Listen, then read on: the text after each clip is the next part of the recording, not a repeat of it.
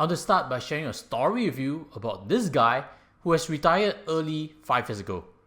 His name is David Champion. Last March marked the 5th anniversary of my retirement. I earned my last dollar from work at 52. Now I'm 58 and I ask myself if I have any regrets retiring early. If I had to confine into one word, I might pick one of none, zero, glitch, nada. The slightly longer answer is that I've experienced more excitement and adventure the last 5 years than in all of my working years combined. Big question, was it worth all the money I left on table? The marginally greater risk of outliving my savings? Hell yes. David Champion was a software developer, and we can guess that he probably earned quite well. But instead of chasing that never-ending race to accumulate more and more money, he planned and chose to retire early.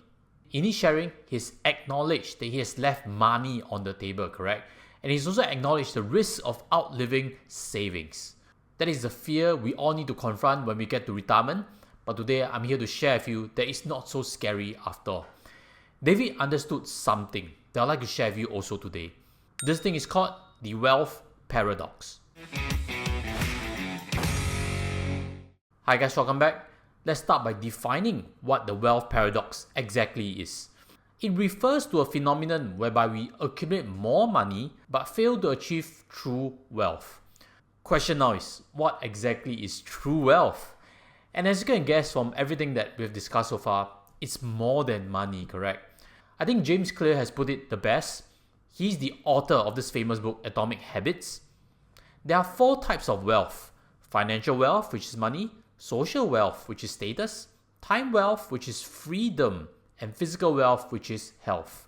It's a very interesting quote over there. Be wary of jobs that lure you in 1 and 2, but rob you of 3 and 4, which is freedom and health. True wealth, if you think about it, is likely defined by living a more fulfilled life with purpose, with relationships, be it with your own family, with your own children, with your own parents, or even with your own friends. And health, which is more than just physical but also mental health. I'm not saying that money is not important. I'm also not saying that money and all other forms of wealth, which is social wealth, time wealth, and physical wealth, is mutually exclusive. What I'm saying clearly for everyone is that the trade-off for more and more money needs to be carefully considered. Sometimes we run into a situation whereby it's a compromise. We do not always have the luxury of doing what we love and earn very well. Once we hit a point where it's a compromise, we need to carefully consider. If you follow this train of thought, you would realize that there should be some point where you say no to more money, correct? And what David Champion said, he has left money on the table. More money should not keep making us postpone things that we love to do and want to do, correct? And to further elaborate that point, I'd like to share another story of someone who joined the team I support, which is Golden State Warriors in NBA basketball. This guy's name is David West. He was a very accomplished player, an NBA All-Star, and he could have earned more money with a contract elsewhere. But he declined it. He took a pay cut and a smaller role with the Golden State Warriors in search of an NBA title. In the end, he came out as a champion in 2018. When he was celebrating, he was thinking back on his decision to join, and he had this to share. The Egyptians learned that you can't bury it and take the treasures with you. It's about the small things in life, it's about the accomplishments, and it's about winning. Winning to him was winning the title. Winning to you might be something different. If it requires you to take a financial sacrifice, maybe it'll be worthwhile after all.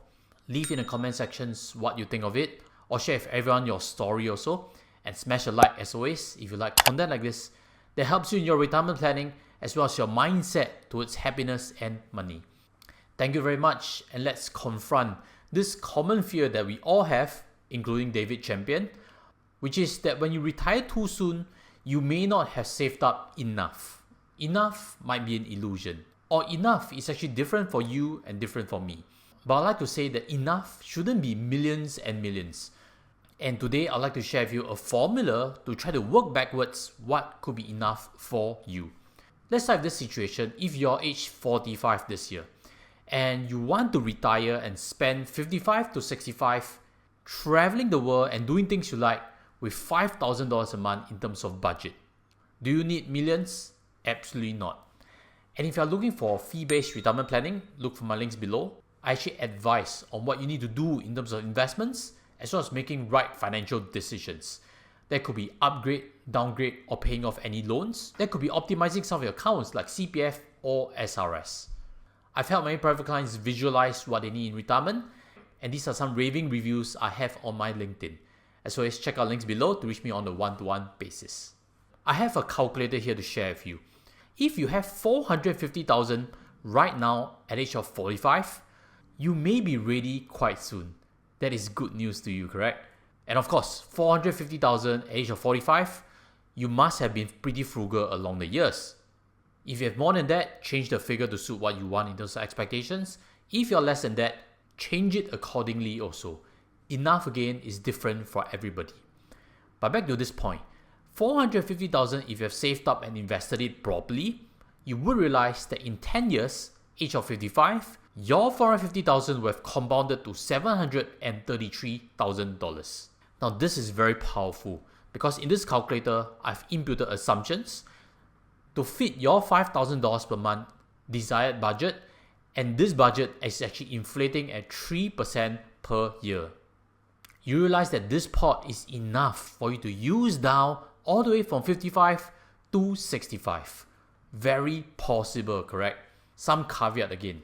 You must have your mortgage settled so that housing does not become a burden. By 55, hopefully your dependents, which is your kids or elderly parents, you have budgeted or cleared off most of the liability.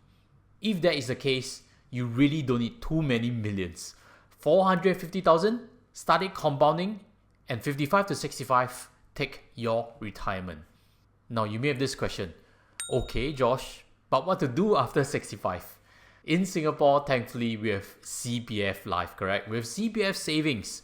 Question is, if you're willing to lead a simpler life, a simpler retirement, because again, there's no guarantee of health, correct, at any age. All the more after 65, health is likely going to start to deteriorate.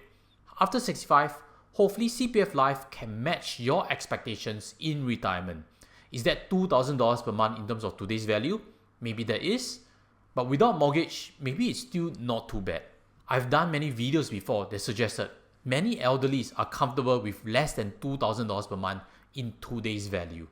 It's all about finding the right budget, and it's all about finding simpler options. Along this journey, we have also assumed that you have zero income from 55 onwards, correct? That is actually quite extreme. If you think about it, if you're retired, if you've traveled a lot already, surely you have spare time where you have some capacity to find some sideline income, right? Maybe it can be a hobby that you can make some money. Teach piano, teach swimming, or do YouTube like myself. You could even help out in someone's work and earn some part-time income. You could also do some part-time surveys and spend a little bit more time to trade time for money, because by then you have a lot of time already. No pressure. And last but not least, you can always find ways to rent out your room if you do need to be creative in finding cash flow. There are a million ways to do it, and it all requires us to be flexible, creative, and adaptable. Hopefully this message resonates with you. As always, let me invite you to some of my previous videos on happy retirees. Check them out, or check this, which is actually this calculator tutorial that I've shown you just now. Hopefully it can help you on your journey. Take care as always. Goodbye.